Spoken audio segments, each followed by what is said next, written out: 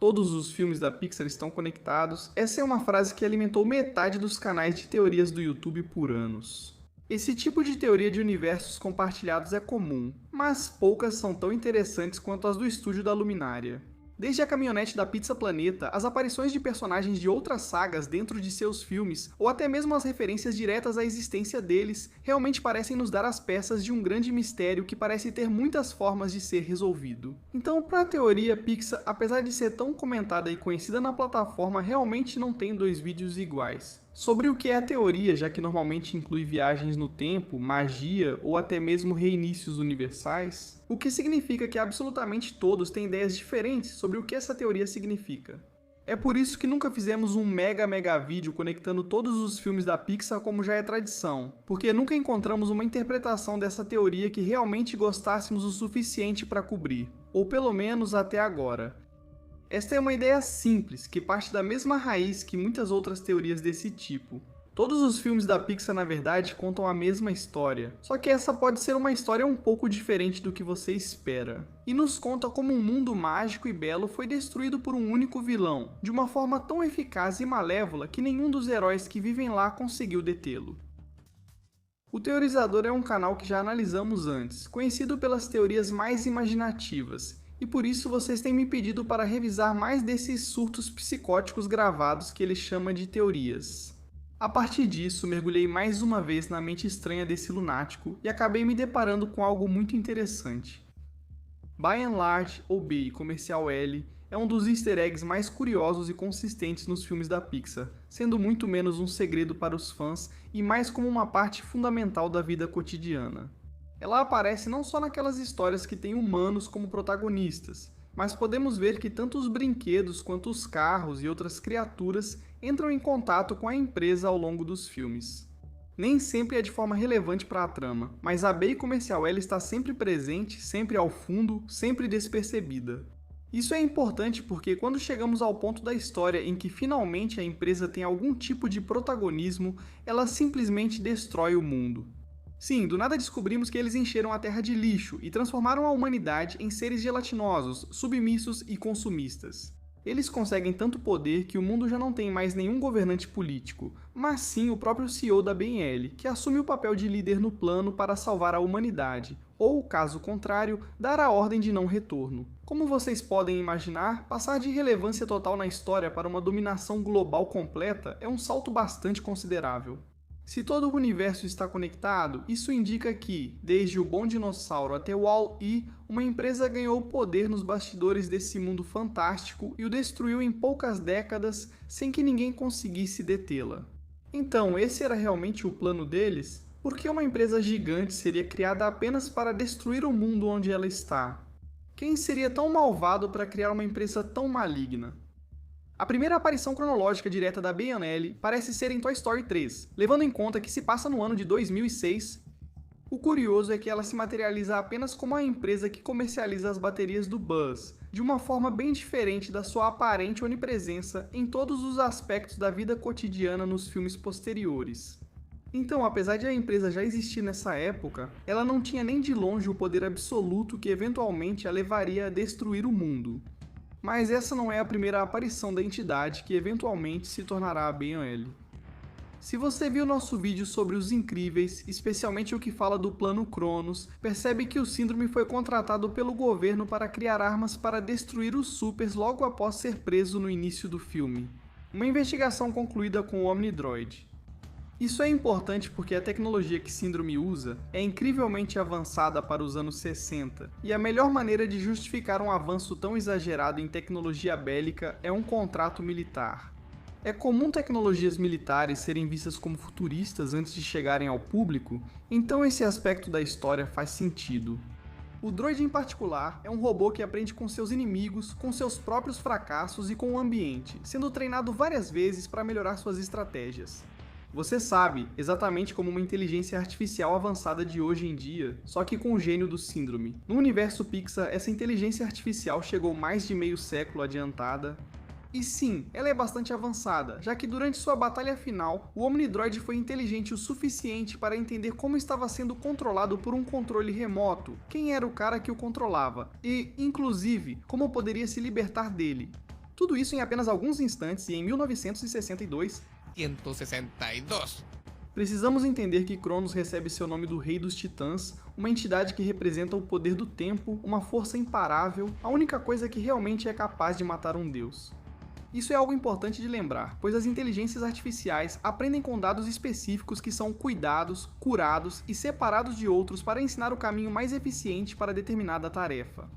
No caso de Cronos, eu não acho que ele estivesse falando apenas do Omnidroid, mas também de sua inteligência, de seu algoritmo de aprendizado, um criado para estudar, compreender e finalmente destruir qualquer tipo de ser humanoide conhecido como Super.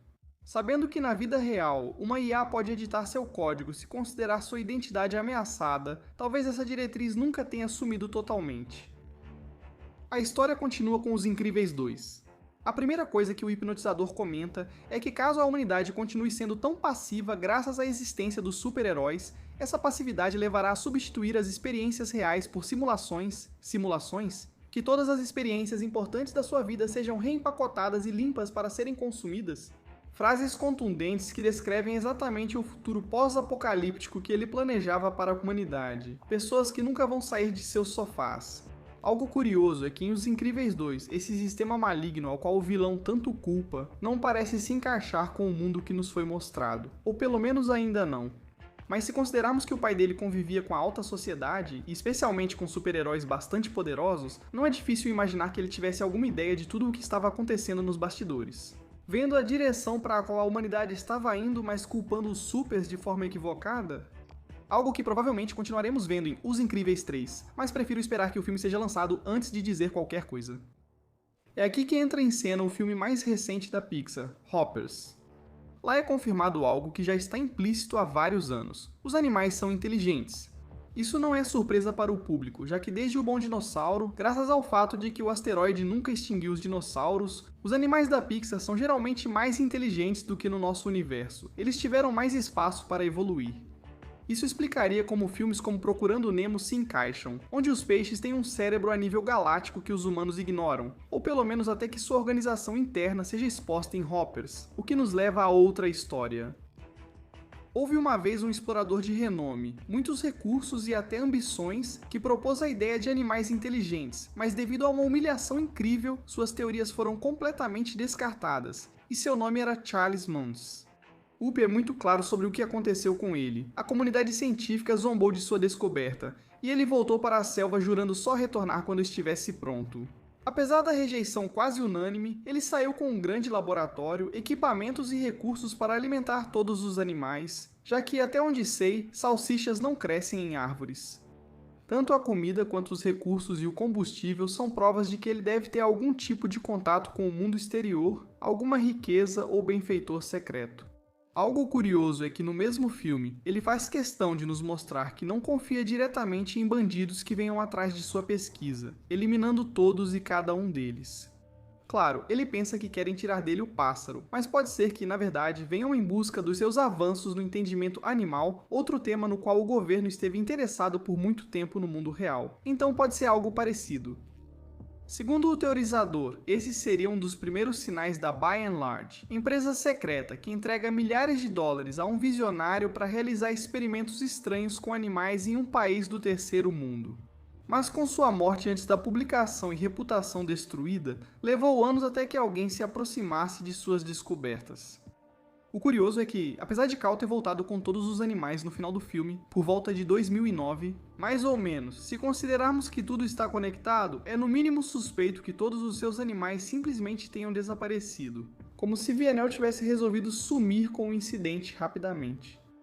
As coleiras permitiram que ele continuasse pesquisando comunicação animal e mostrassem a inteligência dos cães. Foi necessário seguir trabalhando para, no futuro, criar um tradutor universal para entender todos os animais. Algo que não vimos até Hoppers, um filme onde, no final, Sam trabalha no mesmo conceito de coleira tradutora para cães, replicando o trabalho de Mons, tantos anos atrás, e solidificando todas as conexões que vemos até o momento. Vocês devem estar se perguntando por que eles se interessam tanto pelos animais. Vamos responder isso mais adiante, mas antes preciso que notem algo. Neste momento, B e L já têm ideias para controlar tanto a humanidade quanto os animais, mas, claro ou não, temos uma terceira facção fantástica que existe no mundo da Pixar, os monstros. Neste ponto da teoria, o teorizador passa de teórico maluco a esquizofrênico que fugiu do hospital. Porque ele diz que os monstros são criaturas de outra dimensão vindas da Venezuela e têm parte em uma guerra milenar de energia e bestas.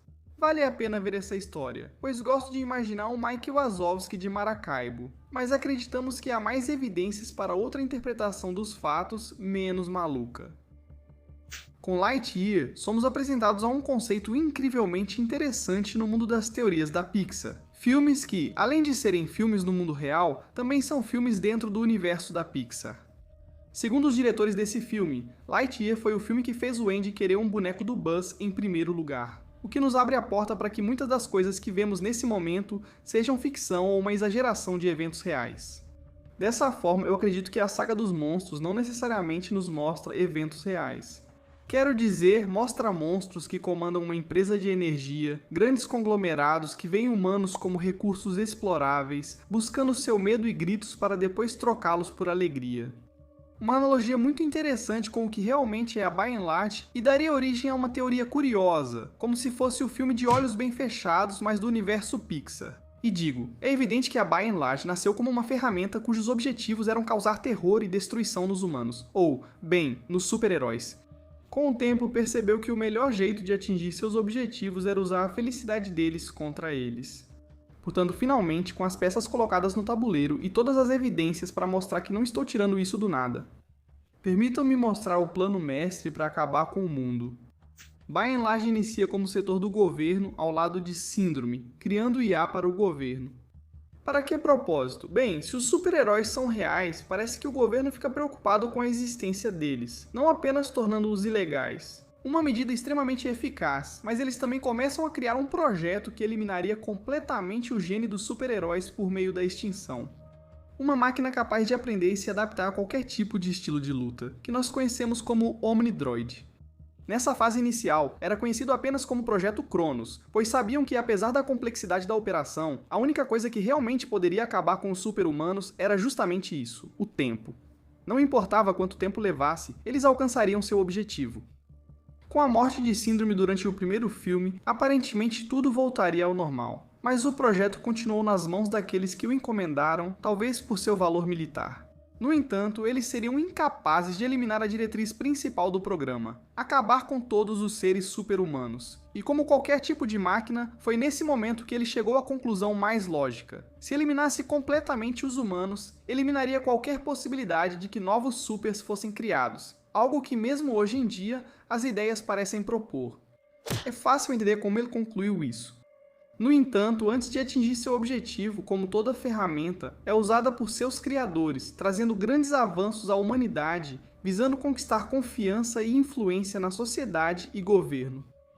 Na verdade, muito disso podemos ver em Universidade de Monstros, já que em 1987 essa empresa, entre aspas, tratava-se de uma empresa incrivelmente competitiva e relevante, para a qual as pessoas gostariam de ir, priorizando pessoas por sua inteligência, capacidade econômica e influência para se manter na vanguarda. E sem dúvidas sobre a conexão entre as duas empresas, não acho que o uso de enormes cubos comprimidos seja uma simples coincidência. Relacionar a By and Large como a forma real do que vemos ficcionalizado em Monstros S.A. nos revela o poder que essa companhia acumulou dentro da área de energia, como se fosse uma multinacional petrolífera ou algo assim. Interessante, pois, retomando a ideia do entretenimento, Carros pode ter seu valor como filme nesse universo. Porque, bem, o primeiro filme conta a história de um jovem corredor novato que entrou e surpreendeu a todos, ganhando a Copa Pistão. Quase um filme autobiográfico com exageros no estilo de Better Man do nosso mundo. A sequência é um thriller de espionagem onde o protagonista anterior é ignorado e seu melhor amigo tenta deter uma rede malévola de vilões, sempre enfatizando o quão perigoso era o Alinol, o combustível que os vilões usavam para assassinar os carros. Tratava-se de uma alternativa renovável cuja imagem é manchada, e mais adiante vemos que um magnata do petróleo criou essa narrativa para prejudicar todas as alternativas ecológicas. Algo estranho no contexto de Wall-E. Coincidentemente, no terceiro filme, sabem quem ganha mais poder do nada? BIL, que aparece diretamente como a marca patrocinadora de uma copa inteira chamada BIL 400.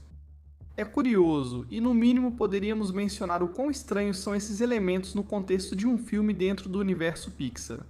Parece que do primeiro ao terceiro filme, Bion e Comercial L já era tão gigantesca que não era estranho ter sua própria Copa no último filme, e todas as conversas sobre combustíveis renováveis parecem indicar que o mundo está indo para onde termina em Wall-E. Mas ainda tenho uma dúvida. Vocês não acham estranho como, em teoria, os brinquedos se escondem dos humanos? Sim, mas eles também podem se mover pelo mundo, interagir com os próprios humanos e até falar com eles sem nenhum tipo de limitação real? Bom, como foi que B e Comercial L entrou no ramo do entretenimento? Uma opção meio estranha, mas lógica, são os brinquedos. Brinquedos com a mesma inteligência artificial de Cronos, capazes de conversar com as crianças e, principalmente, fidelizá-las à marca. Pois eles não só ficaram responsáveis por fazer os programas e os filmes desse mundo, mas também os produtos desses programas e filmes. E digo, levando em conta que até queriam levar o Woody para o Museu de Brinquedos no Japão, ou a enorme parede de Buzz em Toy Story 2 junto com seu retorno no quinto filme, vemos que o mundo da Pixar é extremamente consumista. Como se o plano estivesse funcionando. A melhor confirmação seria que em Toy Story 5 Lilliput tem algum tipo de logo da BL, expondo a infiltração da tecnologia como o próximo passo de Cronos, para não eliminar a humanidade diretamente, mas sim fazer com que eles mesmos se eliminem. Que aos poucos começassem a encher sua casa de lixo, tornando-a inabitável, levando apenas os monstros ou a elite, aqueles com poder aquisitivo suficiente para comprar sua salvação dentro do axioma, achando que seria uma viagem temporária, mas nunca voltariam. Voltando à Terra e já a bordo, atrofiando suas mentes e corpos, tornando-se ainda mais preguiçosos e conformistas, tornando fisicamente impossível não só lutar, mas até mesmo procriar. E é quando o próprio ato da reprodução for completamente automatizado por Cronos, milhares de anos depois de ter sido criado, depois de atrofiar cada um dos músculos do corpo humano e gerar uma dependência absurda dos robôs, é aí que finalmente terá cumprido seu propósito, eliminar o gene super-heróico. Mas há apenas um pequeno problema, a Terra que eles deixaram para trás não era irrecuperável. Goli demonstra precisamente que a Terra ainda era suficientemente fértil para germinar uma plantinha, o que significa que a água deve ser suficientemente pura para ser absorvida, junto com a terra suficientemente nutritiva para suportar seu desenvolvimento. Na verdade, considerando que a Terra ainda possui vários prédios, pode ser que não tenham se passado milhares de anos como muitos pensam. De acordo com vários arquitetos e ecologistas, os prédios começariam a desabar cerca de 100 anos após o desaparecimento humano. O que nos indica que Cronos, dentro do axioma, realmente deve estar acelerando a mutação dos humanos para eliminar o gene, alterando também sua mente e percepção do tempo. Mas como? Como passamos da destruição em massa para uma recuperação milagrosa em poucas décadas em um mundo morto? Sabemos que graças à vida e obra de Charles Muntz, desde 1935, o governo parece ter interesse na exploração de lugares inóspitos, mas além disso, esse explorador voltou com uma obsessão doentia por um monstro que não sabíamos se existia, o monstro das Cataratas do Paraíso. Nesse momento, com sua reputação em pedaços e sem apoio financeiro para continuar sua pesquisa, fica ambíguo com quais recursos ele voltou para a Venezuela. Acredito que o governo, interessado em seu progresso, forneceu recursos e o manteve afastado, provavelmente esquecendo-o durante a Segunda Guerra Mundial e a grande era dos super-heróis. Mas o que se descobriu com sua pesquisa é que os animais eram inteligentes, possuíam consciência e sociedades, algo melhor detalhado em Hoppers. Provavelmente eles seriam capazes de compreender se o mundo onde viviam estava contaminado ou ameaçado de alguma forma. Digo, vimos até onde um peixe iria para encontrar seu filho. Imagine como eles seriam organizados para salvar seu ecossistema. Tudo o que vimos em Hoppers, como já mencionei, parece ser um avanço sobre as descobertas de Muntz, chegando a tradutores humanos. Animais que lhes permitem se misturar com seus bandos sem serem notados, e até mesmo durante o filme. Está confirmado que há vários modelos dessas máquinas e eles devem aperfeiçoar a tecnologia aos poucos. Então, qual é a minha teoria? Bem, substituição cibernética completa de parte de Cronos. Ou pelo menos o suficiente para interromper seus hábitos, suas migrações ou sociedades e destruir o ciclo natural da manada, criando assim animais tão estúpidos quanto os humanos que facilitem a própria extinção. Só assim é possível o mundo distópico que Wall-E apresenta completamente desprovido de vida, com uma Terra incapaz de sustentá-la, mesmo que existam recursos para isso. Simplesmente não existe mais nenhum tipo de organismo vivo ali. Ou melhor, praticamente nenhum. Não é coincidência que só a barata tenha sobrevivido a tudo isso. prova de que nem tudo está perdido. O reino dos insetos resiste e pode reparar a Terra após a partida dos humanos em seu cruzeiro espacial. E o que acontece quando a empresa vê que a Terra é habitável? Vemos o CEO da B&L mentindo para seu pessoal para manter sua narrativa viva, lutando para evitar que os humanos voltem à Terra e coloquem em risco sua diretriz principal. A prova final de que tudo foi planejado e que a diretriz original de erradicação total nunca mudou. Mais uma vez, obrigado ao teorizador pela teoria. Apesar de eu achar que metade da teoria são delírios de um esquizofrênico, me surpreende o quanto tudo se encaixa, especialmente em comparação com outras teorias da Pixar, que são menos profundas. Isso sim, tenho certeza de que deixei passar alguns pontos que não consegui conectar ou ideias que talvez eu pudesse ter explicado melhor. Se quiser acrescentar, corrigir ou sugerir formas de tornar real o Mike Wazowski de Maracaibo, comente abaixo. Então, espero que você tenha gostado deste vídeo. Deixe seu like se gostou, inscreva-se para mais vídeos como este e nos vemos no próximo vídeo. Tchau!